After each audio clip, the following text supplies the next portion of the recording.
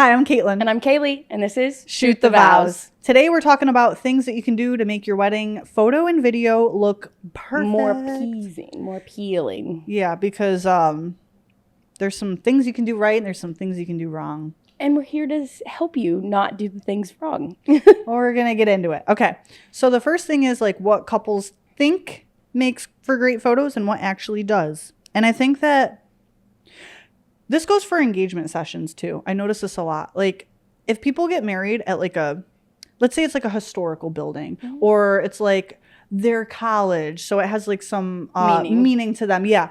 They'll be like, oh, I really love this clock tower or I love this part of the building. And like, while we could take photos there and it means something to you and you'll look at the photos and be like, wow, those are great. Whatever. They may not be the best lighting. And depending on the time of the day, you might have like really harsh overhead lighting casting terrible shadows. Under a tree and it be way too shadowy. Yeah. Or, So, there's like a beautiful waterfall that it's at this wedding venue. I'm specifically thinking of this place because you said tree. For first looks, people like to do first looks there. It's very secluded. It's very private. The venue will take you by golf cart, which is very convenient. You don't have guests all up in your face. However, the way that the sun comes through the trees, you get very patchy light. And that is a nightmare to edit. Like you can't, it's like bringing the highlights down and the shadows up just enough to like, but you still have dots and that's hard. I mean, I'm always going to talk about lighting because that's what we see. That's what we're trained to see. And couples are not. So that's okay. But well, that's why you hire a professional. Yeah. You know what I mean? And like, hopefully there's a reason. trust them. Yeah. So when we go out of town, fun fact, we booked this photographer in Japan. Exciting. And he's like, is this the time that you want to shoot? And where do you want to shoot? And blah, blah, blah, blah, blah. And I was like, listen, I'm going to be the first to tell you, I trust your judgment. Because I know what happens when you trust the judgment of the person who does it all the time. They're professional. They know what they're talking about. Especially in that area. Yeah. If you go to Colorado and you're bringing a photographer from New York and, and we're traveling over, we're still going to get great pictures and we're going to execute it flawlessly. But if you hire someone in that area, they're going to know locations. They're going to know times. They're going to know all the little nitty gritty details that we will find them out and we will research and, but it's easier if they've been there, done that. Yeah. In that area before. It's definitely a low-key, sorry brides, pet peeve of mine when a couple says, oh, you haven't worked at my venue, so I don't want to hire you. But I will say your vendor doesn't need to have worked there before to hire them. Like, stop doing that. We love you, but don't do that. But also, there is a little bit of a benefit if they work there frequently because they know how to photograph the place. With that being said, if they work there all the time and you love them for that, but you don't actually love their style of work, go with somebody whose style you actually like because they'll figure it out. Oh, yeah. Go by style first. And if they happen to have worked at your venue, that's amazing. Well, because we have techniques that we can use, right? Yeah. We have techniques that we have learned through the years, and the techniques help us all the way around. You know what I mean? Whether we're talking about lighting and we need to find out where to better position them. You might like that clock tower that you mentioned earlier, but the lighting might be absolutely terrible. So we can get some cute pictures with that clock tower in the back, but we're not going to get pictures of you two like swinging on it. You know what I mean? It's going to be more of those walking candid stuff with it just in the background of y'all's images because the lighting might look better 6 feet away from it. Let's talk about timeline for a second because that's really important. That is very important. So I wanted to talk about what we wish couples gave us more time for. One of the biggest things is couples photos. Guys, for the love of God. So most of the time, people are doing first looks, but I'm going to talk about a situation where you're like, we don't want to do a first look. We want to do all the photos after the ceremony, which is fine. Both are fine. However, when you do all the photos after the ceremony, let's pretend you're doing a cocktail hour, not hour and a half or 2 hours. You have 1 hour. Okay. So now you have to pray to the good Lord that your ceremony doesn't run over because now you're already starting to eat into that hour.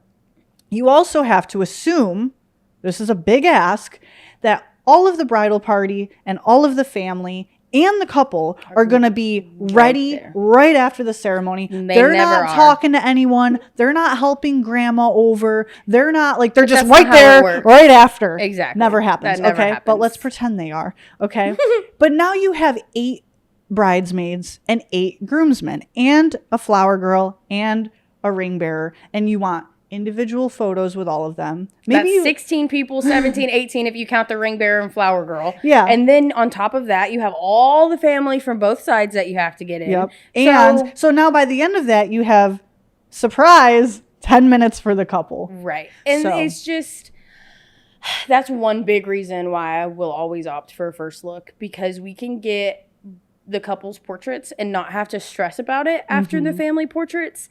And we can get some right after dinner. You know what I mean? Yeah. So we can squeeze in more for the couple's portraits if we get to accomplish a first look beforehand. Yeah, for sure. And I think if you got to extend the cocktail hour a little bit, that's fine. I think the biggest thing, though, in figuring this out is talk to your photographer before, not after, not say this is how much time I'm giving you. Talk to them and ask them how much time they need before you solidify your timeline. Right. Because that way you can build in that buffer. You can plan for it. Well, and do you want to enjoy your cocktail hour, or do you want to be taking photos that whole time? Yeah. And if you don't care about mingling with everybody, you'll see them after dinner. Okay, great. But if you want that mingling time and you want to see Aunt Jo that flew in, you might want to consider a first look in couples portraits before the family portraits. Mm-hmm. Yeah. For sure. Or an extended cocktail hour. Yeah, so you can push it a little longer. But then that pushes everything longer. So again, really, and also your guests are kind of going to start to get bored. So then they might not stay as late. Especially if you don't have all of the games and all of the extracurricular stuff that comes with a cocktail hour that not everybody has. Yeah.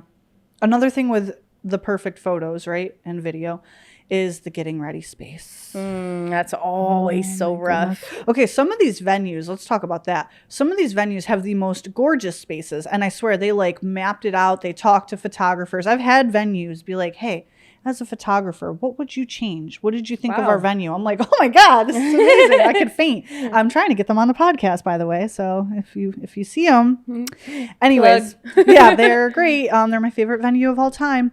But the lighting can be really rough. Some of these spaces can be really, really small and feel cramped. I feel that's the biggest thing that we run into is a lot of the time the bridal suite's very small, or there's just a lot of furniture in there.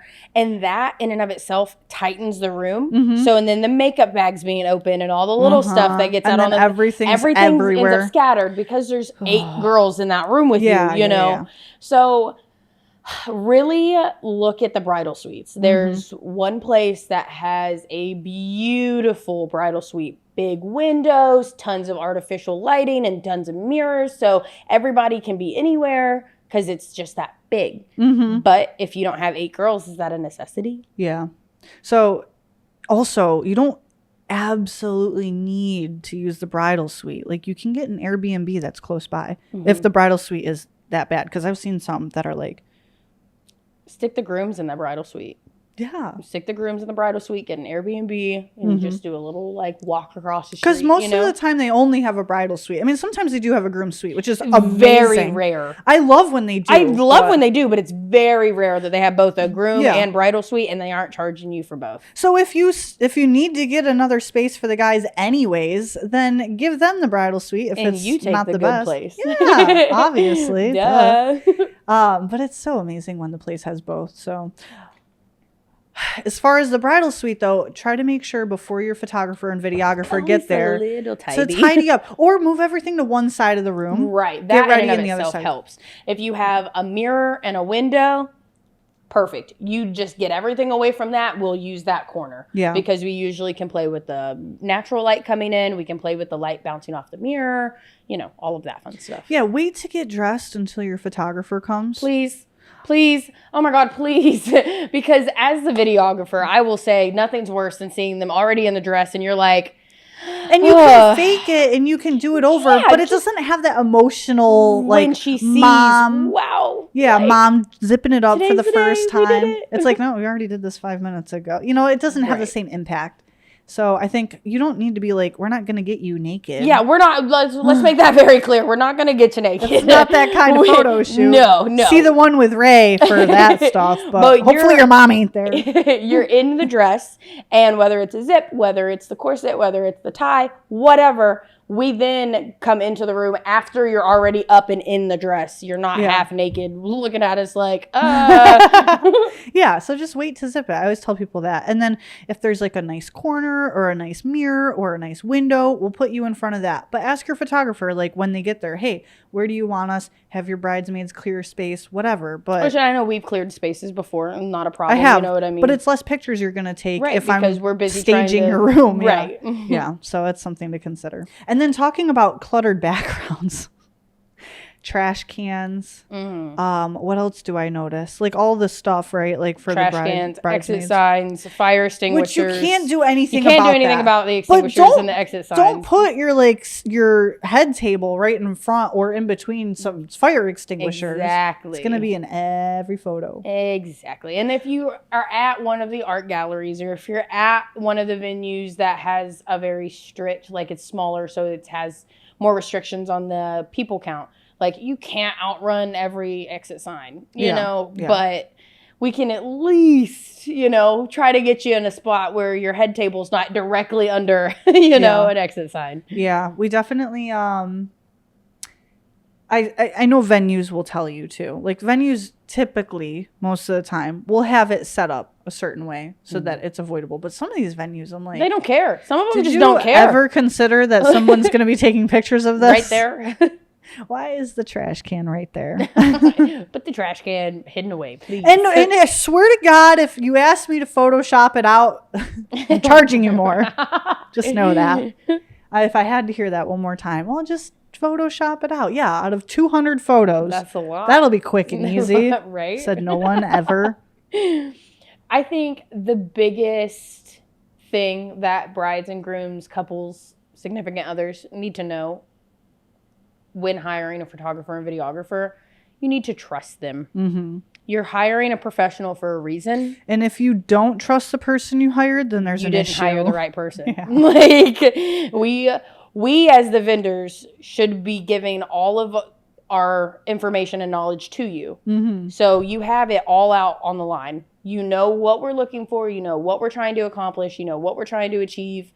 And help us out. You know what I mean? Like, obviously, we'll clean the space if you need us to, but be a little mindful. Maybe, hey, guys, let's leave that corner of the room alone. The photographer's going to be here in 30 minutes. Mm-hmm. Yeah, something. Yeah, most of my couples ask me, like, where should we do the first look? Where should we blah, blah, blah? What should we?